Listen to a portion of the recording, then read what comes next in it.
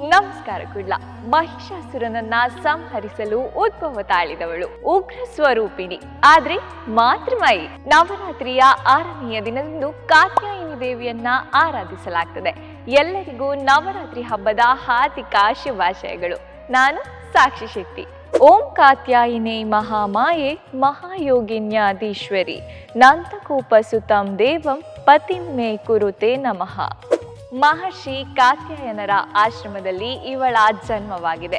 ದುರಾತ್ಮ ಮಹಿಷಾಸುರನ ಸಂಹಾರಕ್ಕೆ ಇವಳು ಜನಿಸಿದ್ದಾಳೆ.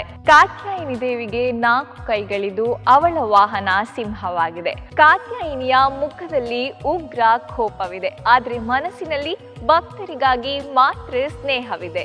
ಭಾರತದಲ್ಲಿ ಮಹಿಳೆಯರು ವಿಶೇಷವಾಗಿ ಕಾತ್ಯಾಯಿನಿಗೆ ಪೂಜೆ ಮಾಡ್ತಾರಂತೆ. ಯಾಕೆ ಗೊತ್ತಾ? ನಾವು ಮಾಡಿದ ವ್ರತವನ್ನ ಸಂಪೂರ್ಣವಾಗಿ ಪಾಲಿಸಿದ್ರೆ ನಮ್ಮ ಇಷ್ಟದವರ ನಮಗೆ ಸಿಗುತ್ತಾನೆ ಎಂಬ ನಂಬಿಕೆ ಇದೆಯಂತೆ. ಕಾತ್ಯಾಯಿನಿ ದೇವಿಯನ್ನ ಆರಾಧನೆ ಮಾಡಿದ್ರೆ ಜೀವನದಲ್ಲಿ ಶಕ್ತಿ, ಸಹನೆ ನಮಗೆ ಸಿಗುತ್ತೆ.